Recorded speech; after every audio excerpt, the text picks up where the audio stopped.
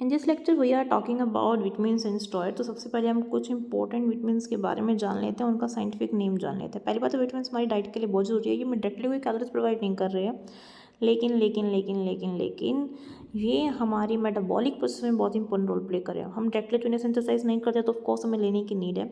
तो कुछ scientific name vitamins के, जैसे कि विटामिन ए को हम बोलते हैं रेटिनोल, B1 को हम बोलते हैं थायमिन, B2 को राइबोफ्लेविन, B3 को नायसिन, B5 को पैंथोथेनिक एसिड, B6 को pyridoxine, B7 biotin, it's B7 is biotin, B9 folic acid, B12 cobalamin, vitamin B6 which is known as ascorbic acid, D को हम बोलते हैं कैल्सीफेरॉल, E को tocopherol and K को क्यूनोन्स। चलिए अब हम कुछ ट्रिक्स से हम कुछ बातें करते हैं। जैसे कि B और C तो मेरे पास हो गए वाटर सोल्यूबल विटामिन, तो हम बोल देते हैं WBC। कैसे बन गया ये वाटर सोल्यूबल B और C।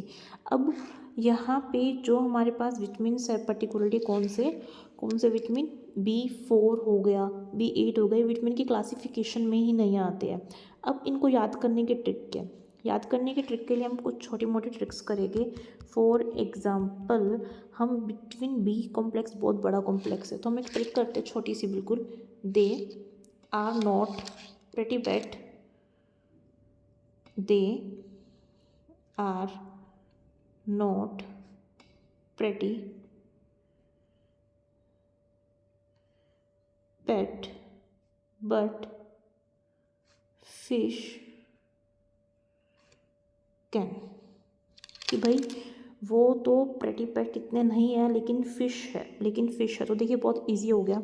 दे, यहाँ पे T is symbolize for thiamine, R for vitamin B2 riboflavin, B3 niacin and pantothenic acid, थोड़ा लंबा है पैंथोथेनिक एसिड, तो ऑफकोर्स यहाँ प्रेटी सही रहेगा। पैराडॉक्सिन का पेट, बायोटिन का बट, B7 एंड फॉलिक एसिड और फॉलेट का फिश एंड कोबालमिन का कैन।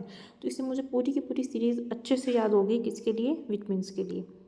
अगर हम विटामिन्स की बात करें तो ये ऐसे ग्रुप ऑफ ऑर्गेनिक न्यूट्रिएंट्स है जो नेचर से हमें मिलेंगे, लेकिन हमें चाहिए बिल्कुल स्मॉल क्वांटिटीज़ के अंदर, सो डैट मेरी बॉडी की मल्टीपल बायोकेमिकल रिएक्शन हो सके। अब वो मल्टीपल बायोकेमिकल रिएक्शंस मुझे करनी क्यों है?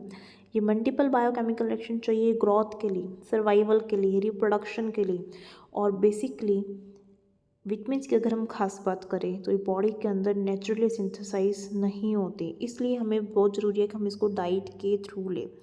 अब जो मोस्ट प्रोमिनेंट फंक्शन है विटामिन का, वो है एज ए कोएंजाइम की तरह सर्व करना और प्रोस्थेटिक ग्रुप की तरह सर्व करना, किसके लिए, एंजाइमेटिक रिएक्शंस। अब हम करने वाले प्लांट का क्या रोल है विटामिन की फॉर्मेशन के लिए। ह्यूमंस में तो बन नहीं रहा है, ह्यूमंस में या तो हमारी बॉडी के अंदर जो माइक्रो ऑर्गेनिजम्स है वो बना रहे हैं, या फिर बाहर हम माइक्रो ऑर्गेनिजम्स का भी रोल पड़ेगी। इस स्लाइड में हम पढ़ने वाले हैं प्लांट्स का क्या रोल है। प्लांट्स की अगर हम बात करें तो मेजर सोर्स है असेंशियल विटामिन्स का ह्यूमंस के लिए एंड अदर एनिमल्स के लिए।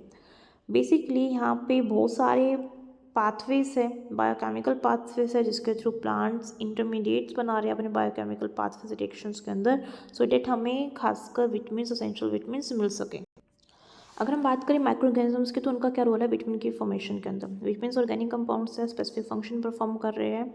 अब ये विटामिन हमारी बॉडी में खुद तो सिंथेसाइज हो नहीं सकते हैं, जैसे अभी हमने बात की, या तो हम प्लांट के थ्रू सिंथेसाइज करेगी। इसके अलावा माइक्रो ऑर्गेनिजम्स भी विटामिन का सिंथेसिस करते हैं।